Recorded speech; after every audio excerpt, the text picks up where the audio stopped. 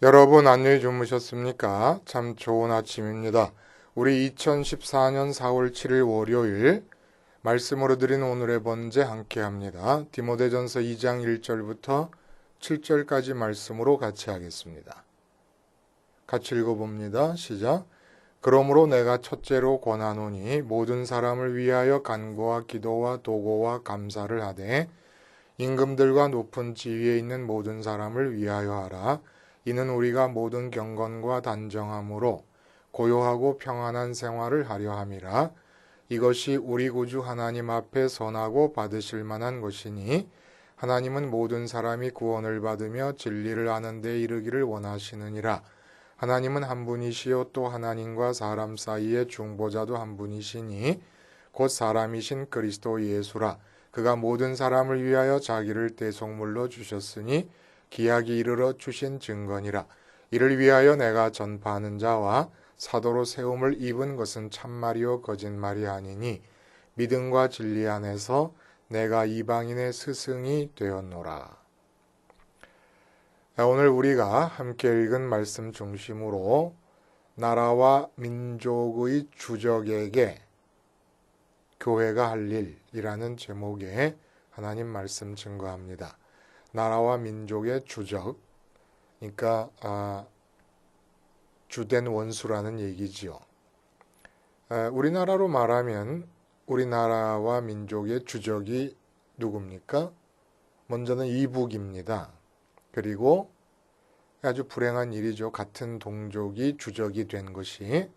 그리고는 일본이라고 할 수 있겠습니다.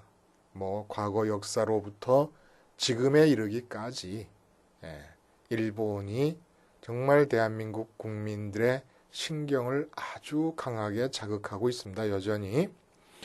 자, 그러면 이런 사람들은 도대체 이 일본의 특히 일본 국민이 다가 아니지 않습니까? 우리의 주적이라고 생각할 수 있는 게 또 때를 따라서 일본 같은 경우는 이북은 계속 주적이지만 일본 같은 경우는 누가 그 정부의 요인으로 들어서느냐에 따라서 또 내용이 달라질 수도 있겠습니다만 요즘 같은 경우 아베 수상과 그를 추종하는 이 국수주의적 우익 성향의 사람들은 정말 우리나라와 민족의 주적이라고 아니할 수가 없습니다. 이런 사람들을 향해서 교회는 그리고 교인들은 어떤 마음을 가져야 될 것인가 하는 것이 궁금하지 않습니까? 그것을 성경적으로 한번 답해 봅니다. 여러분, 이 성경은 우리가 강한 전제를 가지고 성경을 읽으면 성경이 바뀌어 버려요. 성경의 내용이. 그 강한 전제라는 것은 나라와 민족에 대한 사랑과 헌신은 절대적인 가치다. 이런 전제를 갖고 성경을 읽으면 성경의 내용을 우리가 바꿔버리게 됩니다. 그럼 어떻게 해야 되냐? 성경을 대할 때는 모든 전제와 선이해를 다 제거하고 들으려고 해야 돼요. 들으려고. 그렇게 들으려고 할 때 오늘의 주제와 관련돼서 예레미야서 29장 7절 같은 경우는 참 재미있는 말씀이 거기 써 있습니다. 너희는 내가 사로잡혀 가게 한 그 성읍의 평안을 구하고 그를 위하여 여호와께 기도하라. 이는 그 성읍이 평안함으로 너희도 평안할 것임이라. 이렇게 얘기합니다. 참 받아들일 수가 없어요. 무슨 얘기냐면 바벨론에 잡혀갈 것이다. 바벨론에 잡혀가는데 어떻게 잡혀가냐면 완전히 바벨론 군대가 들어와가지고 예루살렘 성과 예루살렘 성전을 완전히 다 초토화시켜 버릴 것이고 온 국민을 유린하고 왕부터 다 잡아갈 것이다 라는 얘기입니다. 그렇게 나라와 민족을 비참하게 멸망시킨 그 바벨론이란 나라에 잡혀가서 포로로 잡혀가 생활을 할 때에 너희가 살게 된 그 바벨론이라는 나라를 위해서 바벨론 나라의 너희의 마을을 위해서 평안하도록 기도하라는 얘기예요. 그리고 그 가운데 그렇게 기도하는 이유가 뭐냐면 너희가 사는 그 바벨론 성읍이 평안함으로써 너희 삶도 평안하게 될 것이다. 이 말입니까? 뭡니까? 예? 원수의 나라에 들어가서 살면서 원수의 나라가 평안하도록 기도할 것은 원수의 나라가 평안해야 너희가 그 안에서 사는 동안에 평안하게 살 수 있으니까. 이건 뭐 대놓고 일본의 앞잡이가 되라는 말보다 더 지독한 말 아닙니까? 근데 이렇게 말씀하시는 이유가 바벨론 땅에 들어가서 잘 먹고 잘 살라는 얘기가 아니고, 마지막에 그 구절을 마지막에 보면은 너희가 온 마음으로 나를 구하면 나를 찾을 것이요 나를 만나리라. 이 말과 이어진다는 겁니다. 그러니까 바벨론에 가가지고 살 때 바벨론 성읍의 평안을 구해서 평안한 삶을 살아야 되는데, 그 이유가 바벨론 땅에서 잘 먹고 잘 살기 위해서가 아니라 하나님 여호와를 온 마음으로 구하고 찾기 위해서 평안이 필요하고, 그 평안을 위하여 너희가 살고 있는 원수의 나라의 땅이지만은 그 나라의 그 땅에 평안이 임하도록 구하라는 얘기입니다. 그 평안이 전제되어야 하나님을 온 마음을 다해서 찾는데 유리하니까. 이러한 말씀을 들으면 여러분, 우리가 그런 생각을 해봐요. 일제하에서 교회가 나라의 독립, 민족의 독립을 위하여 엄청난 헌신을 합니다. 33인의 그 독립선언문에 서명한 사람들 중에 절반 이상이 기독교인이었고, 3.1 만세운동도 결국은 교회에서 시작을 한 겁니다. 유관순 누나가 뚜렷하게 이제 부각되는 인물입니다. 그분도 이제 기독교인이었지만은, 나 여기 와서 깜짝 놀랐는데, 강릉에서 제가 지금 출석하는 감리교회가 있거든요. 역사가 113년인데 그 교회에서 시작을 했다 그래요. 역사적으로. 대단한 자부심을 갖고 있습니다. 근데 이런 얘기를 들을 때마다 그냥 나라 독립을 위한 운동은 독립운동가들에게 맡겨두고, 교회는 만약에 일제 식민지 하에 있는 동안에 일본이 평안하기를 바라면서 교회가 일본의 황제로부터 천황폐하 그러는데, 그냥 강제적으로 천황을 폐하라고 얘기하지 않았습니까? 그 천황을 위해서 기도하면서 일본 지도자들에게 복음을 전하기 위해서 독립운동에 가담한 것만큼의 열정으로 복음 전파에 열중했다 그러면 일본 사람들에게 지금쯤 어떻게 변해있을까 하는 생각이 들어요. 천황과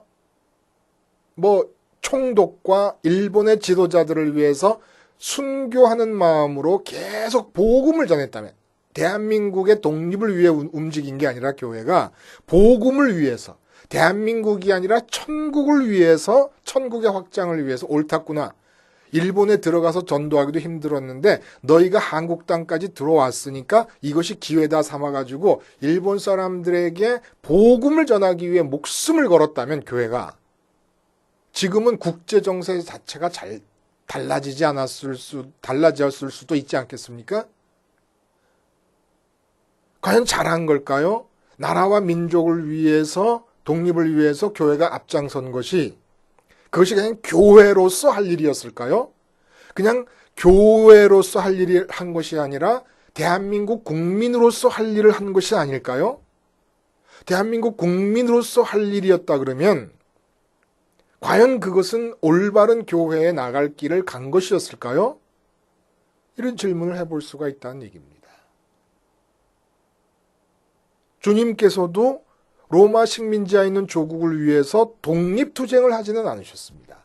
독립투쟁하자는 제자들의 모든 요청을 다 거부하고 하나님 말씀을 따라서 십자가를 지고 돌아가시고 부활하고 승천하시면서 성령을 주셔서 그 다음에 교회가 한 일은 독립을 위해 일한 것이 아니라 복음을 전파하는 일을 했던 겁니다. 그리고 로마가 민족을 식민지화한 것은 복음 전파를 위해서 유용한 기회 제공의 사건으로 교회는 흡수해버린 겁니다. 자, 이런 차원에서 이러한 내용들을 우리가 알고 오늘 본문을 보면 1절과 2절에 이렇게 쓰였지 않습니까? 내가 첫째로 권하노니 모든 사람을 위하여 간구와 기도와 도고와 감사를 하되 임금들과 높은 지위에 있는 모든 사람을 위하여 하라. 이는 우리가 모든 경건함과 단정함으로 고요하고 평안한 생활을 하려 함이라. 이렇게 되어 있습니다. 예레미야서의 내용을 기준으로 한번 이해를 해보면 여기서 우리가 평안한 생활을 하려 함이라는 것은 평안한 이 지상에서의 평안한 생활 그 자체를 목적으로 해서 말씀하신 게 아니라는 건 분명합니다. 땅의 것을 생각하지 말고 위의 것을 생각하라. 우리의 시민권은 하늘에 있는 것이다. 주님께서도 내가 주는 평안은 세상이 주는 평안과 같지 아니하다. 내 나라는 세상에 속하지 아니하였다 그랬는데 새삼스럽게 여기서 임금들과 높은 지위에 있는 모든 사람을 위하여 기도하라는 얘기가 나라와 민족을 다스리는 정치가들을 위해서 기도함으로써 그들이 잘 정치해가지고 이 나라와 민족이 안정된 생활 영역으로 들어갈 수 있게 해갖고 이 땅에서 사는 동안에 평안히 살 수 있게 하라. 이런 목적을 위해서 이 말씀을 했다고 생각한다 그러면 정말 이혈령 비혈령이고 성경을 성경으로 대하는 게 아니지 않겠습니까? 여기서 더군다나 임금과 높은 지위는 지금 에베소 교회에 있는 디모데에게 얘기하는 겁니다. 디모데는 헬라 지역 출신의 사람입니다. 근데 이 에베소 교회라고 하는 곳은 이태리 사람들, 라틴계 사람들의 지배를 받아야 될 이유가 없는 나라와 민족 사람들이었습니다. 에베소는 터키 지역에 있는 그때 로마 제국 내에서 그 도 이름이 아시아라는 도, 무시아가 있고 그다음에 아래 아시아가 있고 뭐 갈라디아, 길리기아, 밤빌리아 여러 도가 있지 않습니까? 그리고 지금 사도 바울은 그리스 반도 북부에 있는 마케도니아 도에서 편지를 좀 쓰고 있는 겁니다. 그러니까 이 로마 제국 내에 이태리 사람들이 아닌 다른 나라 다른 민족이 엄청나게 많은 거예요. 에베소도 마찬가지로 이태리 사람들이 아닙니다. 근데 그들에게 임금과 높은 지위 있는 사람들을 위하여 기도하라는 얘기를 하는 거예요. 그 이유가 뭐겠습니까? 그 사람들의 지배하에서 평안한 삶을 살기 위해서 기도하라는 얘기가 아니에요. 이 말을 자꾸 어떻게 이해하냐면 나라와 민족을 위해서 기도하고 나라와 민족을 다스리는 정치가들을 위해서 기도해야 우리의 삶이 편안해질 수 있다. 이렇게 이해해버리면 정말 곤란합니다. 자, 이 내용은 어떻게 우리가 받아들일 수 있냐면 지금 디모데에게 목회자로서의 자질에 관한 얘기를 1절에 했습니다. 그 핵심 내용은 뭐냐면 선한 싸움을 네 스스로가 싸워라. 선한 싸움이 뭐라고요? 내 마음과 하나님 사이의 거리를 끊임없이 제거해 나가는 겁니다. 그러기 위해서 믿음과 양심이 있어야 되는데 이 믿음과 양심의 요구 조건을 동시에 충족해 주는 사건이 십자가 사건입니다.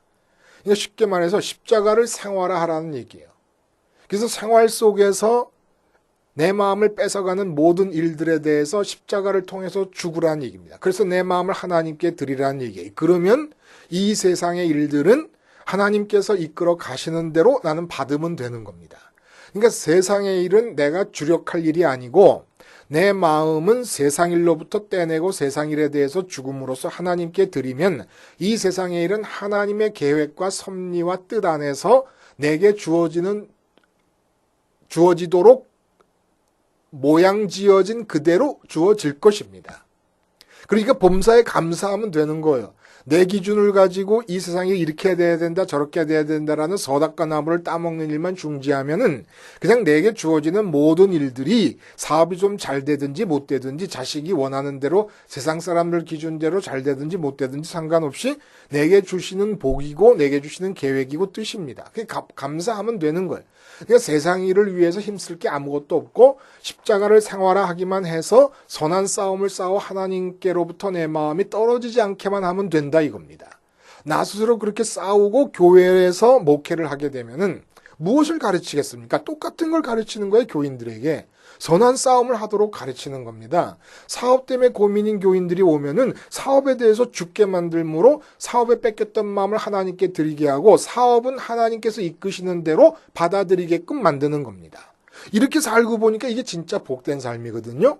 그러니까 이제 교회로 모여서 목회자가 선한 싸움을 싸우고 교인들로 하여금 선한 싸움을 싸워야 될 필요성을 느껴서 십자가 생활화가 온 교인들에게 다 공감되고 동의되고 절대적으로 우선적으로 해야 될 일로 받아들여졌습니다.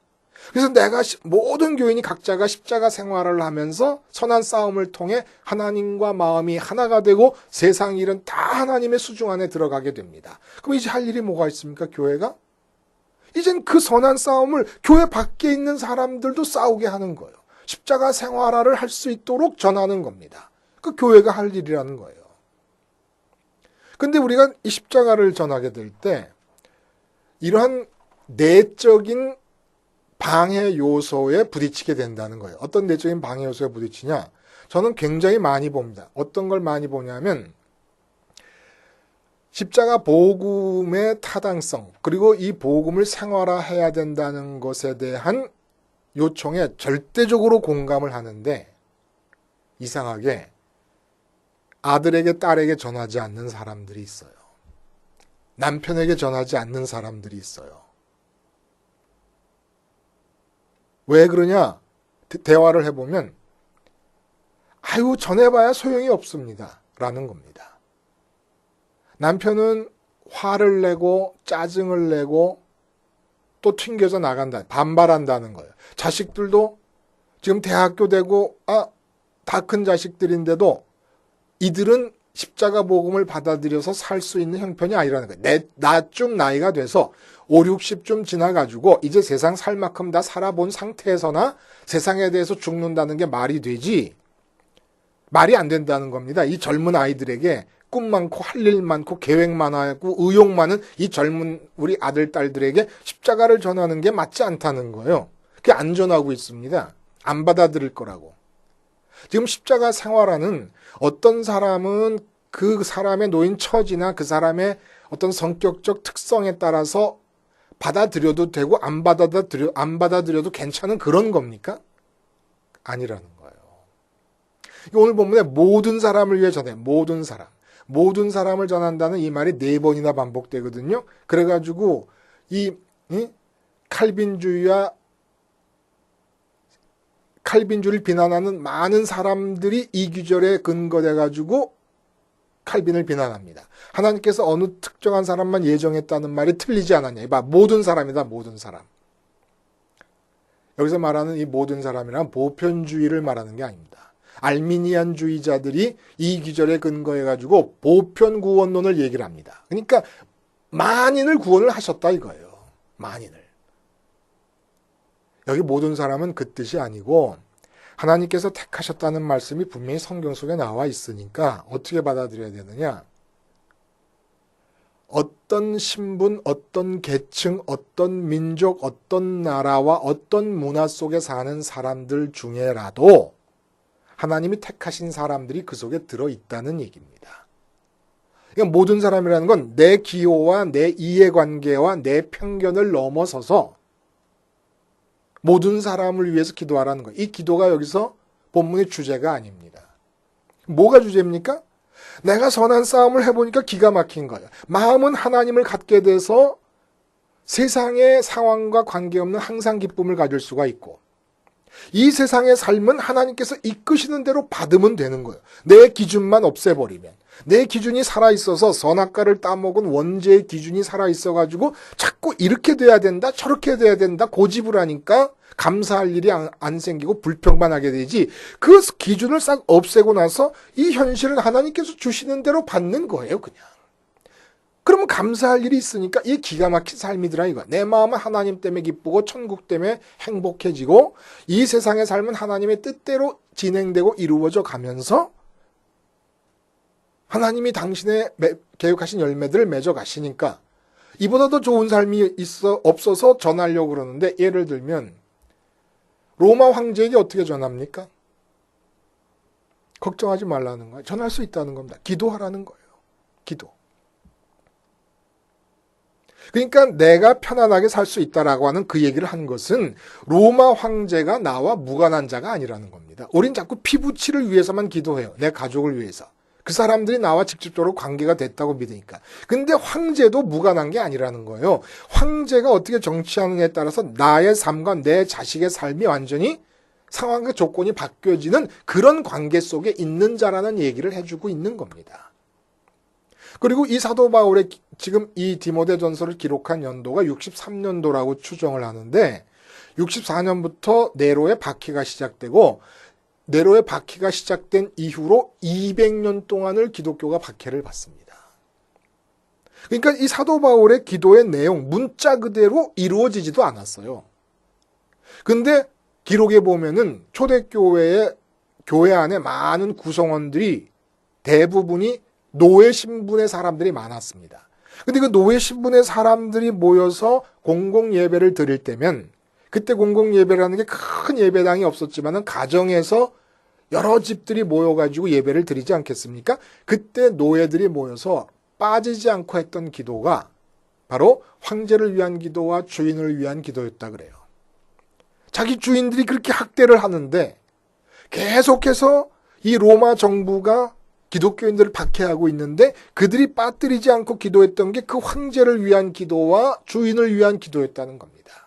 그리고 그렇게 기도한 기독교가 계속 퍼져나가면서 200년 뒤에 로마 제국 전체가 뒤집어 엎어지면서 기독교 국가가 되어버리고 맙니다.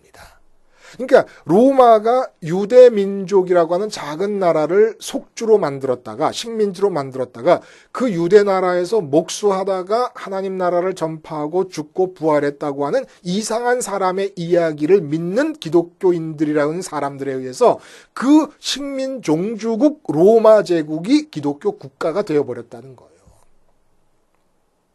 그러니까 남편이나 자식이나 내가 지금 십자가를 대놓고 전하기가 뭐하다. 기도부터 하는 거예요. 그게 전도라는 겁니다. 전도. 선한 싸움을 싸우기 위해 십자가를 생활화해야 되는 이 삶을 전도해야 되는데 어떻게 할 것이냐. 박근혜 대통령을 위해서 전도할 수 있다는 거예요. 한 번도 청와대 가서 만나지 않아도 박근혜 대통령을 위해서 기도할 수 있다는 겁니다. 그러면 우리나라의 주적인 김정은이와 아베 수상을 위해서 어떻게 해야 됩니까? 교회가. 기도하라는 얘기예요. 우린 기회를 놓쳤어요. 식민지 했을 때에 그 나라를 뒤집어 버렸어야 되는 겁니다. 36년 동안 분명히 독립운동가들의 노력에 의해서만 독립이 주어진 게 아니에요. 하나님의 역사를 따른 섭리가 있어요. 마치 바벨론에 잡혀간 이스라엘 사람들에게 잡혀갈 이스라엘 사람들에게 뭐라 그러냐면 그곳에서 하나님만 찾고 있어라. 전심을 다해서 바벨론 땅이 평안하게 기도해가지고 평안한 가운데 하나님을 전심을 다해서 찾아라. 그러면 내가 너희를 기억하고 이 예루살렘 땅으로 다시 돌아오게 해주겠다. 가나안 땅으로 다시 돌아오게 해주겠다 해서 돌아오게 됩니다. 하나님에 의해서. 이게 이 세상의 일들은 비록 일본이 독도를 자기네 땅이라고 주장하고 자극하고 김정은이 맨날 핵미사일을 쏴대면서 위협을 하고 있어도 나라와 민족의 이해관계에 얽혀가지고 교회가 묶여버리지 말고 이 나라와 나라와 민족에 얽혀있는 이해관계를 초월해서 일본의 아베와 그를 따르는 강요들 그리고 김정은이와 그를 따르는 강요들 이 사람들을 위해서 기도하는 것이 전도의 실질적인 일이라는 겁니다. 왜냐하면 내 혈육과 내 나라와 내 민족의 이해관계를 넘어서 복음은 전파돼야 된다는 얘기를 오늘 하는 거예요. 왜냐하면 여기서 임금과 높은 사람들이라는 건 에베소 지역에서 보면 주적입니다. 자기 나라와 민족을 지금 지배하고 있는 식민지 종주국의 임금을 말하는 겁니다. 그들을 위해서 기도함으로써 전도하라는 거예요. 기도함으로써. 이 기도라고 하는 것이 전도의 가장 강력한 실천이라는 얘기입니다. 실천. 그러니까 박근혜 대통령 위해서 이 나라가 평안하기 위해서 기도하자는 얘기가 아니라 복음을 전하기 위해서 기도하라는 게 복음을 전하기 위해서. 이 나라와 민족은 궁극적으로는 하나님의 역사를 주관하시는 계획 안에 이끌려 가실 겁니다. 북한도 중국도 일본도 미국도 다.